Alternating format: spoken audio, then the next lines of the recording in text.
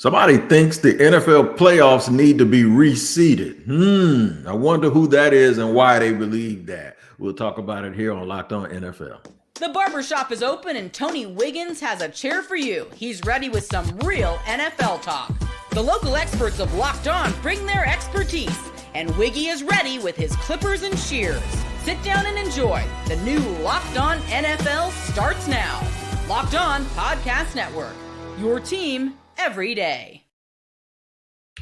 I heard some facts being spoken. It is your team every day. We thank you for making us your first listen here on Locked On NFL, where you get a double dose twice a day of the top stories from around the National Football League with the use of local experts. And today, that local expert is my man Chris Carter from Locked On Steelers and Locked On NFL. I got to let you know that today's show is sponsored, as are all of our shows across our network, by Prize Picks. It is Crossover Thursday.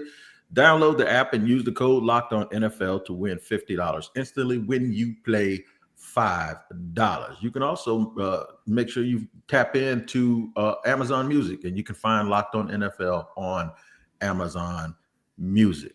Good morning, Mr. Carter. How are you today? And I know we got a lot of NFL stuff to talk about. The Pittsburgh Steelers are really, really safe in the playoffs, right? So we ain't got to worry about reseeding the Steelers. You know, they're probably they're going to win that division 9 times out of 10. I know it's going to be tough down the stretch, but it must feel good waking up knowing that the team you cover sitting in the playoffs and sitting pretty.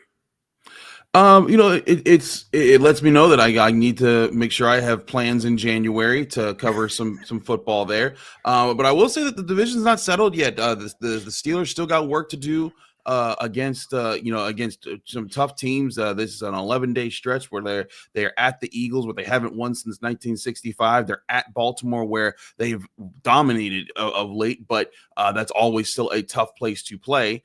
And then you're hosting the Chiefs, who just seem to have voodoo curses up their sleeves every time they need to get a win. So the Steelers need to close things out. The Ravens are only 2 games behind them, and the Ravens got the Giants this week, so they can pick up a game if the Steelers drop a tough one to the Eagles. So still a lot to do there, but it does look like they're in the playoffs. If the Steelers simply win a game, or the Dolphins or the Colts lose a game at any point over the next month, they will be locked into the playoffs. So at least there's that. So I'm glad you brought the playoffs up, and I wanted to discuss that, because sometimes things that happen kind of make you realize that you want to elicit change. Peter Bukowski, one of my brothers, Peter Bukowski said that, well, you know what? You were there. I'm going to play from the AFC, NFC. We had a joint squad session. I'm going to play what Peter Bukowski says the NFL needs to consider when it comes to playoff teams. And he makes some valid points, but I'll tell you why I disagree with it and give Chris a chance to talk about it. Also, listen to Peter Bukowski on our AFC and NFC joint squad show talk about reseeding the playoffs. I've been thinking about this because there are 3 NFC teams, NFC North teams. Of course, the team that I cover. I'd hate to help Luke Braun and the Minnesota Vikings, but a 9-4 team and 11-2 team are going to be wild cards. They're going to go on the road in the first round. Why? Tell me why this makes sense. Like, I understand the 7 seed, like the Packers as the 7 seed, went to Dallas last year. Landon remembers what happened. But if the goal is to have an equitable playoff, I don't understand how a Buccaneers team in the NFC South might win 8 or 9 games and host a playoff game against what could be a 13-win or 14-win Minnesota Vikings team. That is nuts. And I don't see any reason. I think if you say winning your division gets you a guaranteed playoff spot, and then we seed based on record, I don't see any reason why that's not better than what they currently have. You keep the division, the primacy of your division, because you still play the most games against your division. It gets you in. It's the same number of games. The TV partners are happy. Who's mad about this? Tell me who's mad. Now, I raised my hand, so we're going to explain this, and I'll tell you why. Peter makes some great points. And I did want to shoot him down, but I've always been a stickler for, and I didn't mean to, in the opening, I didn't mean to make it sound like Peter's team is going to benefit from it. So that's why but when your team is in this situation, it will make you aware of something that existed forever, but you didn't realize it because your team wasn't the one involved. I'll give you a case in point. 49ers and the Cowboys in the early 90s were the two best teams in the NFL for like 5 straight years in a row. You know what they kept meeting? Their NFC championship game. And that means that whoever they met in the Super Bowl was about to get steamrolled by one of them, and everybody knew it. Alabama and Georgia, they kept playing in the SEC championship game, right? That was the national championship game, basically. In a couple of years, they actually met again in the national championship game. You can't start doing this. You can't do it, because if you do it, what happens when all the good teams are in one conference and there's just like one good team in the other conference, and people are going to go, that's not fair. Yeah, I think here's the thing is that we say we value division rivalries, and rivalries are important in the NFL. They're important in every sport. They're vital. I think, we could get into a whole college football conversation about why there needs to be more focus on rivalries and more focus on regionality. I think it's so important in today's sports world, but especially in the NFL. Like look at what the Hard Knocks is doing with the whole AFC North. Every Right. game is dramatic. You go to that Steelers Browns game and how they played there. And the highlights there, and even though the Browns are a bad team and the Steelers are a good team, that you're still locking in for what's going to be a dramatic game where those two teams are going to be battling back and forth. And if you take away the importance of winning your division, as far as not just making the playoffs but hosting the playoff games, you're saying the divisions don't matter. At that point, why even have divisions? You should just space things out. Just play games against everybody in the conference, and then that's how you determine the seeding. Is just straight up conference record from top to bottom. There's no point to a division at that point if you're going to take away the idea of the division winner gets to host a playoff game, because then it's just about who has the best record in the conference, not who has the best record in their divisions. And then the teams that don't win their divisions, the records after that. Also, as we pointed out several times in that very show, because you and I were on the same page here, if this is one scenario, this one time where it seems unfair to the Vikings that they are 10-2 and that they could be a wild card team because they're in the same division as the Lions, and the same thing as the Packers. But then there's also going to be times where, say, an 11-win team wins the division, and there's a 12-win team that didn't win their division, but we all know the 11-win team's better, and it's just that they played in a more brutal schedule because they're in a better division. Like say, for example, a 12-win team that didn't win the division, was in a division where, like, the two bottom teams of the division had like 3 wins all season. So those were 4 easy wins they were able to stack up, and that got them there. Whereas the 11-win team was in a division with with no team with a losing record, which happened last year in the AFC North, with how competitive that was. And so then all of a sudden you're gonna say, well, wait a second, well, isn't that team's division win important? And that's what I'm saying. Yes, it is. Now, again, like, I'm not arguing for strength of schedule, should supersede record itself, but I am arguing winning your division gets you a home game. If you have a good enough record and you're the 7th best record in the NFL, which I think is not that hard to do anymore. As far as if you're a good team, you can make the playoffs. But reseeding just because you want your team to be able to host a playoff game when you didn't win a division, sorry, that's just not it. Yeah, I'm with you, man, because there have been so many things throughout sports where if you change it just for one season, because this is what I think I really wanted to tell Peter the other night, but I couldn't get it out. I couldn't figure it out because he was absolutely making some great points. Is this normally? I'm not talking about record. I'm talking about how good teams are. And I think that's the disconnect, because normally when you bunch a bunch of good teams in the same division, they don't end up having the top 3 records. Usually one of those just the same argument that Lane Kiffin is making. We got a 9-3 SEC team, and we're way better than that 1-loss team because of the. Normally that's what happens. Normally your record isn't as good because you're in that brutal division, and some team that has been skating all year has a great record. So are we going to change it just based on record? or the merit that comes with the record. Like, okay, who did you play? So now that's where you're talking about strength skill. Now you're opening up Pandora's box. And then when you do it that, eventually somebody's going to come up with the idea they're going to get tired of the marquee game being in the like Baltimore, Kansas City last year. That's the game everybody wants to see, right? So guess what? What happens when that turns into Philly, Detroit this year? And Kansas City gets upset or somebody, and you got Baltimore playing Houston, and nobody wants to see the winner of that game play whoever's going to win this other game over here. They want to see who's going to win that Detroit-Philly game. So then they're going to try to change it to the Super Bowl. Well, we got to get this to the point where the teams that were the two best teams, even though they're in the conference, have a chance to meet in the final game. We're going to keep messing with this stuff to the point where it's just going to keep changing over and over again, and I don't think that's good. You'll be chasing something you'll never catch. All right, here's what we're going to do. We're going to talk about the Jets. Yeah, we're going to talk about the Jets. Is this the worst season an NFL team has ever had when you consider the circumstances? And when I say circumstances, I don't really necessarily mean expectations because the Jets have made the playoffs in 15 years. I'm just talking about the circumstances as to how everything went down. We'll discuss that and more here on Locked On NFL.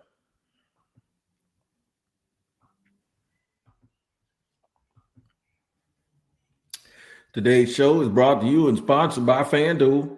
That's right. Get ready to tackle the end of the NFL action with FanDuel, America's #1 sportsbook. Get yourself geared up for the playoffs, man, because right now new customers can bet $5 and get $150 in bonus bets if you win. The FanDuel Sportsbook app gives you everything you need to place live bets on the NFL all in one place. So when you get a hunch in the middle of the game, you can check out the latest stats, view live play-by-play, and so much more on the same page where you place those bets. Just visit FanDuel.com to join today, and you'll get started with $150 in bonus bets if you win your first $5 bet. That's FanDuel.com. Never waste a hunch and make every moment more with FanDuel, an official sportsbook partner of the NFL. And today's show is also sponsored and brought to you by Game Time.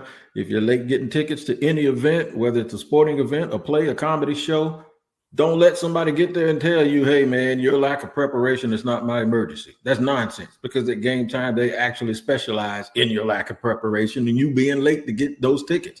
With their all-in pricing, their seat views, the lowest price guarantee, and they have a curation process that gets you through all of the fluff, and you can get the tickets to whatever event you want, even if you're late, and you can get them at the last minute. Here's the thing, man. You got to go and download the Game Time app. That's right. And create an account and use the code LOCKEDONNFL for $20 off your first purchase. Terms apply. Again, create an account and redeem code. I'm going to spell it for you. It's LOCKEDONNFL for $20 off.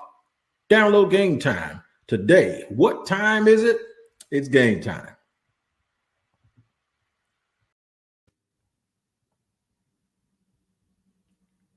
All right, moving along here on Locked On NFL, we have talked about playoff reseeding.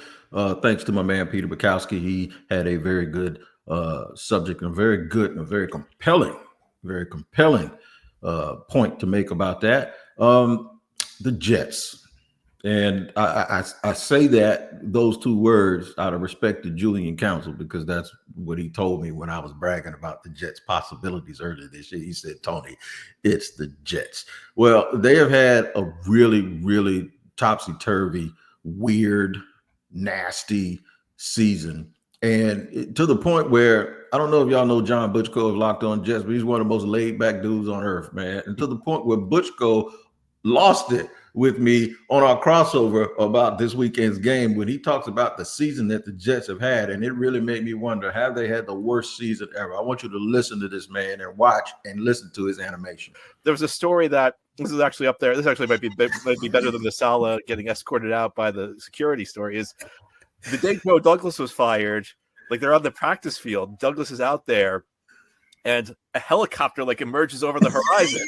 It's the owner, and Douglas apparently jokingly said to, like, I can't remember who he was standing with. It may have been a coach, or it may have been like someone in the front office. Goes, well, if I get fired, it's been nice knowing you. And then he actually got fired during that. I mean, like, the owner's losing it. I mean, he's taking total control of the team. Like everything that we've seen, all this craziness, because like what the owner did, and he's just I mean, he was never a good owner. He always did a lot of really impulsive things. He was always really heavy-handed, really meddlesome. But I mean, he's taking it to the next level this year. It's like this is like this is worse than Jerry Jones. Man, I thought when he had Sexy Red on the field on the Monday night game twerking, I said, well, Woody's losing it, man. Something going on. That was last year, but listen here, man. I done stood in the barbershop for many a days and had dudes come in angry at their spouse saying, she's out of control, Wig. I'm like, what are you talking about? Just out of control. When they say out of control, man, and start laughing, that means that they're doing a whole bunch of stuff that they can't even talk about. And the way Butchko just described Woody Johnson, man, in a helicopter, firing the GM, escorting the coach out, allowing Aaron Rodgers to take over the team, trading for Devontae. Everybody's on McAfee. The team keeps losing. This just might go down. He informed me that they had not been to the playoffs since 2010. I had no idea it had been that long.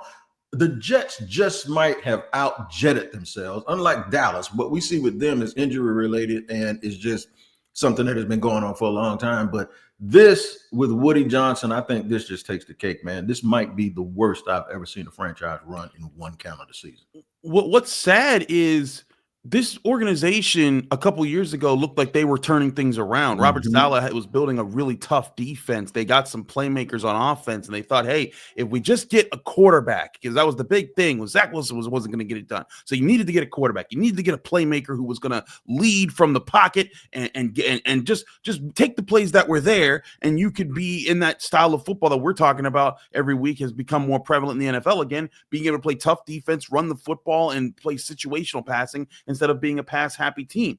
And so you go and you get a guy that's destined for the Hall of Fame, a 3-time MVP in Aaron Rodgers. You think, oh, that's just going to automatically solve everything. And it doesn't. And it makes things worse. And now you've lost everything. You lost your momentum. You lost your identity. You got rid of your coach in a very, I thought that was just a disgraceful way to get rid of him and not even a good man too. A good man. You don't treat good people like that.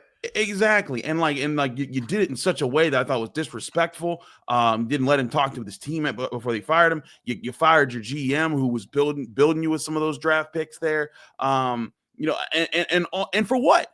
Because you put your hands in Aaron Rodgers, fate. You put your fate in Aaron Rodgers' hands. You allowed him to call the shots. You made him go get. He made you go get the players that he wanted. They didn't work out, and now he's sitting on ESPN saying, I think that people shouldn't go on ESPN and talk about themselves. Really? Like, come on. It's just, I at some point, you just have to acknowledge, all right, we jumped in the Aaron Rodgers basket. We shouldn't have jumped fully in the Aaron Rodgers basket, and maybe other teams will learn the same thing.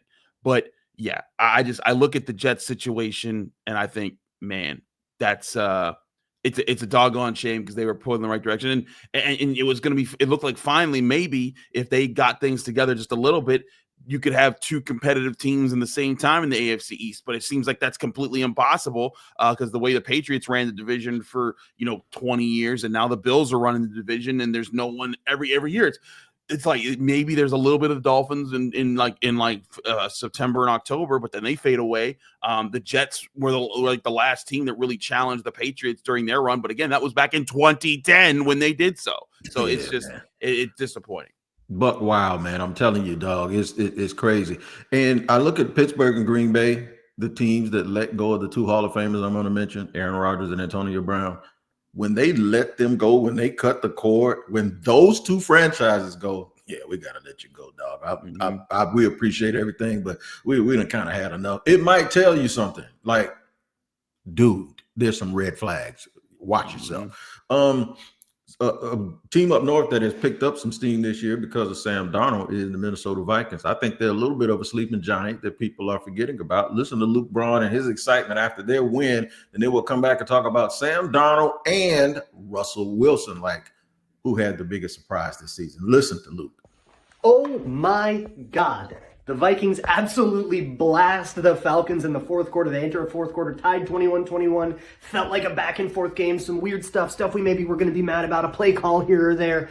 And then the fourth quarter happens. The Vikings absolutely feasting on the Falcons. The game ends 42-21. No stress at all. 2 interceptions for Kirk Cousins. 5 touchdowns for Sam Darnold. How about that for the Kirk Cousins homecoming we all had circled on the schedule since it came out? The Vikings go to 11-2 now, and they just keep nipping at the Lions' heels. They will not go away, and you got to respect that. We're about to jump on the postcast, and then I'm going to have Locked On Vikings up for you in the morning. But for now, check us out on the Locked On Minnesota Sports YouTube page. Check this out, man. We talk about Sam Darnold all year, waiting for the moment that he implodes, right? Then the moment when the dude who had that job comes back and the fans really want to win, he has his best game of the season. Are they a sleeping giant, bro? I'm telling you, I like O'Connell and what he has going up there. Are the Vikings a sleeping giant? I don't know if they're sleeping. They look pretty awake to me at 10-2. I think the Vikings are a good team. And again, I think that Sam Darnold is not trying to play superhero. He recognizes, look, I got Justin Jefferson. I got Jordan Addison. I got the best receiver in football in Jefferson, a Biletnikoff winner in Addison. And we've got playmakers in this offense. I've got a good tight end. I got a defense that is aggressive. I just got to play my part, get the ball out on time, and let the playmakers be playmakers. I don't got to hold on to the ball, try to create extra things, stick to the scheme, and we're going to win. And he's doing that. And Sam Darnold deserves a ton of credit. You look at his mark this year. He has the 3rd most touchdown passes in the NFL, 28 on the season right now. And again, he's doing it. And when I'm saying getting the ball out quick, I'm not saying he's just dinking and dunking, because you know what's crazy? He actually has the highest yards per attempt on deep balls this year in the NFL of any quarterback who's thrown at least 10 deep balls. And again, deep ball categorizing of a target 20 yards or further downfield. But you know what's crazy about that? And you brought up Russell Wilson. You know, as the 2nd most yards per attempt, it's Russell Wilson. Because the two of them, they're hitting on their deep balls. You're calculating, hey, this is who I'm going after. This is what I'm doing in this spot. I'm going to get me a spot there. Now, I will say Sam Darnold on his deep ball, a little more dangerous. He's thrown 5 interceptions compared to Russell Wilson's 1. But still, the fact that he could do that at all, I think, beats back a lot of criticism that Darnold's faced since he got into the league. Sam Darnold, I think that, no one ever really thought that he was that guy, unless they thought that him coming out of college was, but he's never really shown that in the NFL. So this is a big surprise for him. Whereas Russell Wilson, a lot of people called him washed. A lot of people said, he's a bad player. He's the reason everything went bad in Denver. He proved those people wrong. But I don't think anyone looks around and says, well, wait a second, Russell Wilson has been good. We did know that he could be good. I think that people are saying that, hey, we didn't know Sam Darnold had this in him. So by that, I would probably categorize them different. I would say Russell is the comeback player of the year, right? Because in order to be a comeback, you had to achieve a whole bunch first. And then Sam Darnold is the most improved player of the year. You think that's fair? I think it's fair, but but just to be clear, the NFL doesn't award the comeback player of the year to people just because of poor play. They do it because of not being able to play, injuries, things like that. The player who I think is going to be the comeback player of the year, or should be the comeback player of the year, is Cam Hayward, a teammate of Russell Wilson. Cam Hayward missed a lot of last season with an injury, was playing injured, and now has 8 sacks as an interior defensive lineman. He's 3.5 back from the league leader right now. And that's kind of crazy for a 35-year-old guy who got injured last season and had to play through that injury a lot and had to sit through the injury a lot. And, if he gets just 2 more sacks in these last 4 games, it will be his 3rd year in the last 4 seasons to get double-digit sacks as an interior defensive lineman. So maybe it should be Cam Hayward. But Russell Wilson certainly, where it's not eligible for the comeback player of the year award because that's about, missing time and everything. He deserves a ton of credit for how he's embraced his situation as well. A lot of people said a lot of things about him, said, oh, he's a problem child. I remember when they picked him up, and that was the main comment, is, oh, why would you bring that drama to Pittsburgh? That man has brought 0 drama to Pittsburgh. None of the things that people said, oh, he's a problem in the locker room. Oh, Sean Payton said he wasn't helping the team, and all the things that came from that. Why would Sean Payton let go of a good quarterback? Well, ask him now, because you know what, that good quarterback's doing better than his quarterback, and has the Steelers position right now to potentially win their division at 10-3. So I look at both these situations. Both these quarterbacks deserve a ton of praise. I think Sam Darnold certainly could go for that most improved player award, because he's just been making play after play. But Russell Wilson should not be overlooked either for his story and how he kind of bounced back and showed, hey, it wasn't me being the problem child in Denver or anywhere else. And I'm ready to just be a leader when my team needs me. Well said, Chris. And we have a Thursday night preview to get to, and also a big prediction by somebody that'll make a lot of people happy. We'll do that in the third and final segment here on Locked On NFL.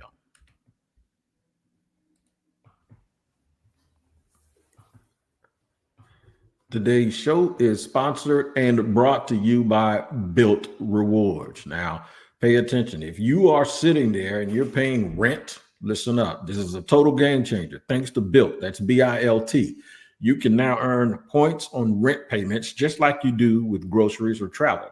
Paying rent now comes with serious perks, and it's completely free for you to join. I love using points for travel, and Built makes it so easy to turn rent into rewards. If you're already paying rent, why not make it work for you? You can add valuable Built points on your rent and everyday spending. You can redeem them for flights, hotels, and future payments. With over 500 airlines and 700,000 hotels in their program, the possibilities are endless. Start earning points on rent you're already paying by joining Built and by going to joinbuilt.com/lockedonnfl. That's joinbuilt.com/lockedonnfl to make sure you join, and let them know you're using our link by using that link so they know we sent you. Don't wait. Start earning rewards today at Built Rewards.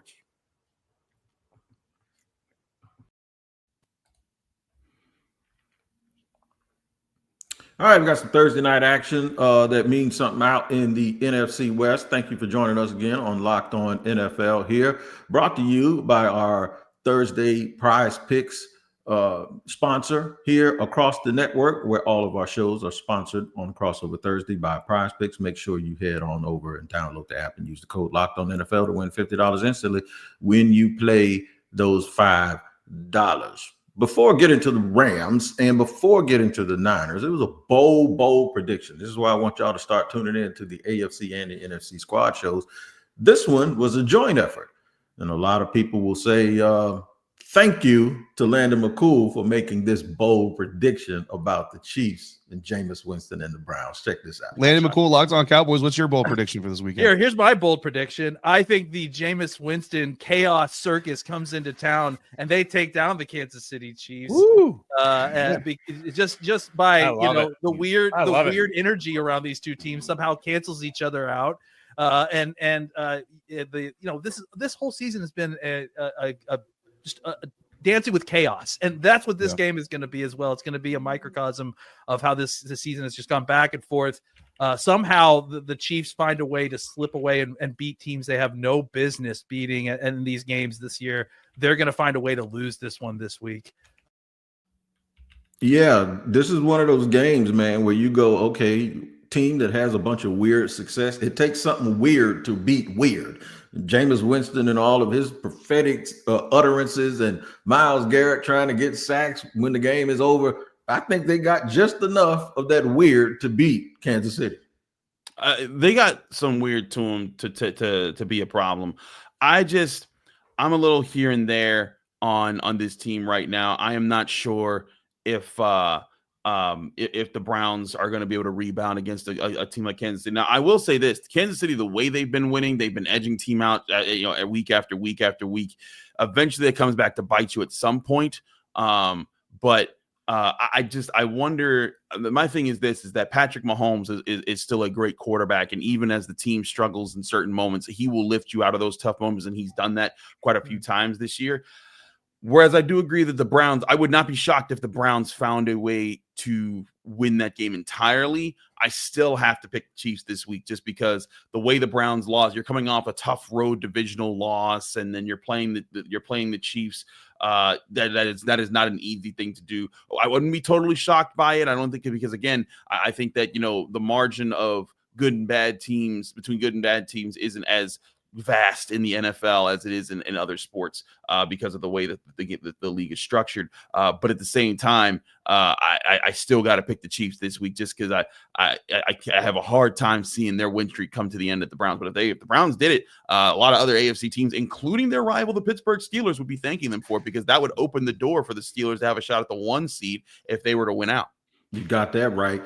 And speaking of teams trying to figure it out, that NFC West is not what we expected it to be. But the Rams, even though the Rams have won a Super Bowl recently, they still have a little bit of an Achilles heel, and that's the Niners who are reeling. Well, that's who plays tonight. And the Rams have to make sure that they win this game if they have a chance, and then go ahead and send the 49ers out to pasture. Here's a clip from the crossover edition between Locked On Rams and Locked On 49ers, where that is exactly what they say. I think that the Rams coming up this week against the Niners, this is the one they got 1 game each against their division opponents. They got the Jets thrown in there in the middle as well. But this is the one to me that is by far the most challenging. It's a short week. It's the only one of the 3 that's on a road, and it's the one against the team that they've had the most trouble with in the division over the last several years. That even though San Francisco isn't having the year that I think Rams fans expected them to have, I'm sure you guys have know more about that than I do. But this is still the San Francisco 49ers. This is still the team that every time the Rams feel like, okay, this is the time that they're really going to kind of jump on them and show that they're the better team. It hasn't really happened. I think they got to slay the dragon. I think they'll be able to do it too, because now the 49ers are really, really banged up. These two teams know each other. Like they're like cousins, right? With all of the cross staffing and all of that stuff. I think the Rams going to pull it off tonight, Chris. I think so too. They've won 2 straight against the Niners. When you look at the last couple of games they played, I know that everyone's going to look at that Niners game last week where they destroyed the Bears and think like, oh, they're back. And like, no, the Bears are just that bad. It's just what they are. But the Rams, they've been scrappy. They've been scrappy all year. And like I've been saying, for a while, I'm like, that's not a team that I would bury until they're actually buried. And because the NFC West has been so competitive and so tight, it's given them the chance to kind of rebound and get back in the playoff race and the division race, because now they're sitting there at 7-6. They're only a game back from the Seahawks, and they're 2-1 in the division, whereas the Seahawks are 3-2. If they win this game, they're and the Seahawks lose theirs and they get tied, they're going to be in the division lead, I think, through tiebreakers and such. So I don't think they've played head to head yet. I might be wrong there. But like looking at what they got to do here, I know they have played head to head. It looks like the Seahawks and Rams. And I think they got one more. The Rams won the previous one. So yeah, if the Rams win, they're going to be they would take, and the Rams win and the Seahawks lose, they take over at the NFC West. So for now, but again, I think I like the way the Rams are playing right now. They've won 3 of their last 4. And that win over the Bills showed how dangerous that Matt Stafford could be, how dangerous the team could be. And I'm not so sure the Niners can keep up with that right now. So give me the Rams in this one. I think the Niners, they're really hurt up. They have a lot of things going against them. This would be a tough one to win. No doubt about it. Enjoy that game tonight. We'll see it, and you can hear about it first thing in the morning with Tyler Rowland, the Madman, on Locked On NFL AM. He will have that for you just like he does every single day, and I'll slide back through tomorrow on the Barbershop, and we'll discuss that. Both of us use the local experts that know these teams like no one else, so make sure you tap into Locked On NFL, both editions. Chris Carter, I know you got a busy day. We will see you next Thursday. As always, my brother, we appreciate y'all. Locked On Jaguars, Locked On Steelers, Locked On NFL, Pittsburgh Post-Gazette, find my man there, all of that stuff. We thank you for joining us here on the Locked On NFL show. We'll see you next time.